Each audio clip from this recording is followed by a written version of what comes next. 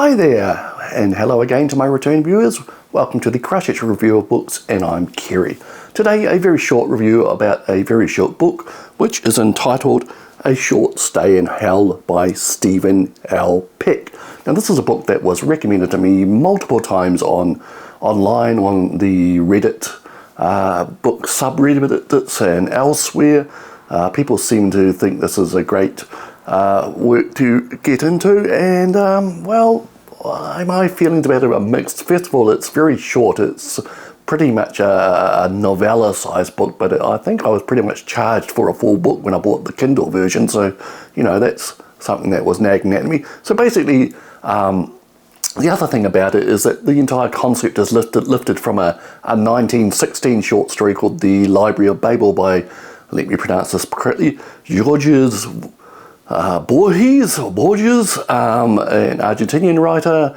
I think I've heard the name before, but I haven't read the original, The Library of Babel. So anyway, what's it about? So a gentleman called Soren basically dies of ill health or old age or whatever, and he finds himself then in hell. And this first place of hell is basically an office with a large window opening onto the traditional lake of fire and screaming, moaning souls. But he's informed by a very traditional looking demon that the people out there moaning and groaning and the lake of fire is all a special effect and the people are actors. And what proceeds then is like a briefing about the hell that Soren and his fellow travellers find themselves in, and he's informed that the one true religion is actually Zoroastrianism. Sorry, I probably pronounced that one wrong too, and basically all other religions were not true. Now this gives Soren a crisis of faith because he was a devout Mormon. And so basically, one by one, the people in this briefing are teleported away, and Soren awaits his turn, and then he gets his turn, he wakes up in a different environment, and that environment is basically a humongous library with basically rows of shelves around the edge and a huge chasm atrium type thing in the middle. Now this atrium goes up apparently infinitely and down infinitely, and the shelving goes on forever as well. And we slowly learn the rules of this place. Basically it's a library, as I said, and on each floor there are stairs between each level which basically replicates itself. And on each level there's like a food kiosk, which is essentially Star Trek style replicators. You basically describe any type of food you like within reason and it suddenly appears. And there are also bunk rooms where you can go and sleep. And he learns the rules that basically if you have a book from the library, if you're touching it while you sleep, it remains in your possession, but otherwise all books are returned to the shelves magically every night. And everyone's expected to be in bed by, I think, 9 or 10 o'clock or something when the lights go out. And if you somehow die or kill yourself, you're magically reborn the next day as well. And he finds out his task in this infinite library is to find a book which describes his own life in detail.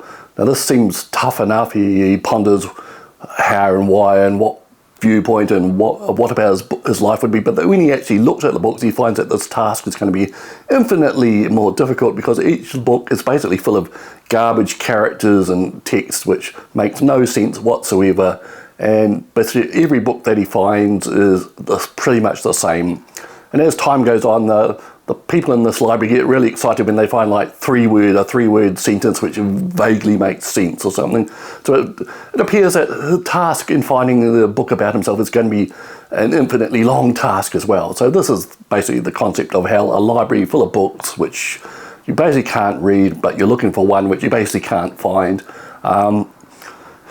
Yeah, so he meets other people in this library, gets a small circle of friends, and over time he develops relationships with a couple of women. All the time he's pondering his earthly marriage vows, etc., and his life. And basically when he died, he was an old man. When he's in hell, he sees himself in the mirror, whatever, as a young man.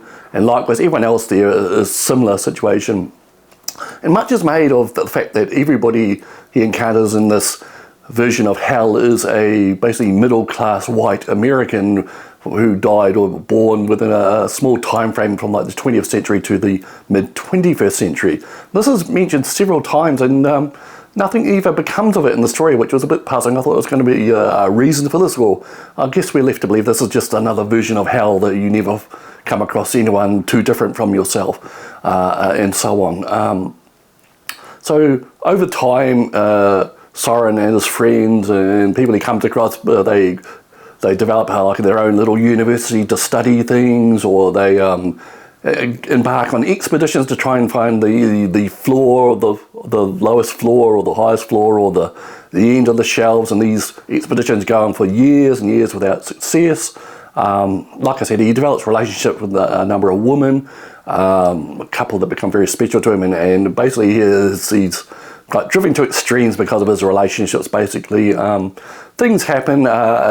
So many years in, a kind of death cult develops. Some insane person in this version of hell decides he's has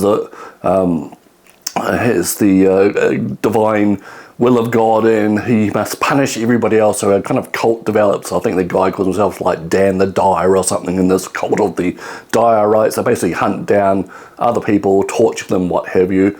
And this leads Soren to run away, and he goes further and further afield, down and up, and across the library, encounters.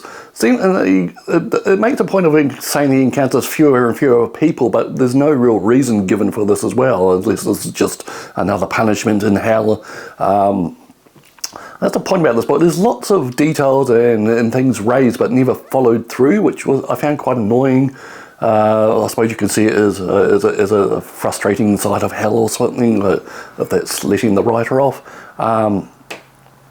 And basically, eventually, a crisis with one of the women he loves basically leads to them both jumping off into the central atrium and free-falling for what seems like hours and hours, and this leads to some brutal scenes where he tries to adjust his flight to actually land, and he breaks arms and legs and injures himself and so on.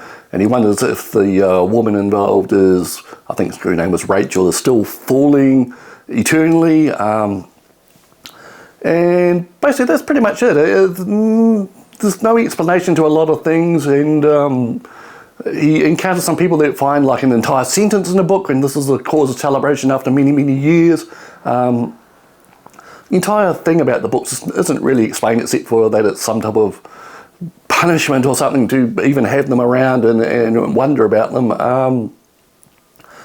So I won't give up the ending, but not much really happens really, and I was quite disappointed in this book. Everyone was recommending this online, and I can see why it's an easy read. It raises some philosophical points perhaps, and the nature of religion and hell and so on, but I found it was so slight. It had these intriguing concepts, but it just didn't go anywhere with them. It's like I said, it's an easy read. It's an intriguing read, but it just didn't really do anything much with these ideas. And Soren pretty much ends up where he starts, and nothing really develops. I'm sorry if those are spoilers, but I guess that is the nature of hell. I mean, I'm letting it off really any criticism by saying that it's the nature of hell. So I don't know how this compares with the original short story, which this is lifted from. Maybe that is a better experience.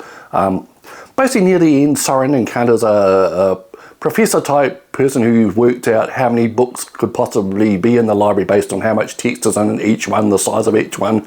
And it's some massive number to the power of some 9 digits. So they basically, the chances of finding a book about yourself is pretty much slim, but then again we basically get the idea that Soren and all his friends are going to be in there for eternity anyway. So that is me ruining the end of the short stay in hell by Stephen L. Peck.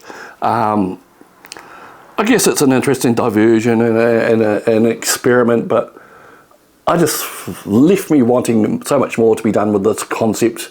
Maybe I'll seek out the original short story. So that is A Short Stay in Hell by Stephen L. Peck.